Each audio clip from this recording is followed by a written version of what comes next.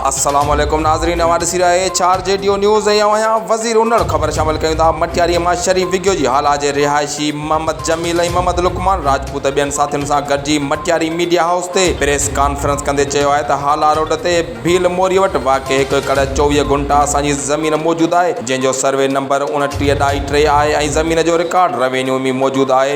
भीलनि जा माण्हू 1981 खां उन ज़मीन ते कब्ज़ो कयो वेठा आहिनि। इन्हनि ॿुधायो त असां सिविल कोर्ट हैदराबाद में भी केस कयो हो, जंहिंजो फ़ैसिलो असांजे हक़ में आयो ऐं भीलनि जे ॿिनि चङनि मुड़सनि खुशहाल वलद अर्जुन ऐं मोहन वलद बूकर उन फ़ैसिले खे क़बूल कयो। मोहन त फ़ैसिले मुताबिक़ 10,000 स्क्वायर फुट ज़मीन असां खां ख़रीद कई, जंहिंजी रजिस्ट्री बि मुकमल आहे, जॾहिं त बाक़ी ज़मीन तां खुशहाल प्रीतम फ़कीरो क्रिश्चन पहलाज ऐं ॿियनि कब्ज़ो वापसि न कयो, जिन जा उन ज़मीन ते 50 खां 70 घर ठहियल आहिनि। हिन ॿुधायो त 4 महीना पहिरीं भीलनि जे माण्हुनि क्रिश्चन हरू लोंजू कांजी गोमू हीरो प्रीतम राब्तो करे चयो त असां ग़रीब आहियूं ऐं ज़मीन ख़रीद करे नथा सघूं, तव्हां असांजे ठहियल कचनि पकनि घरनि जी रक़म ॾेई छॾियो, असां पंहिंजे घरनि जो कब्ज़ो तव्हांखे ॾेई छॾींदासूं। उन एग्रीमेंट जे हिसाब सां 26,68,000 रक़म अदा करण खां पोइ बि उन्हनि जे भाउ प्रीतम असांखे कब्ज़ो न ॾिनो। हिननि चयो त असां क्रिश्चन जे भाउ प्रताप भील खे ज़मीन ते दीवार कढाए रस्तो बल करे ॾिनो। उन जे बावजूदि क्रिश्चन भील वारनि कब्ज़ो वठण महिल खुशहाल भील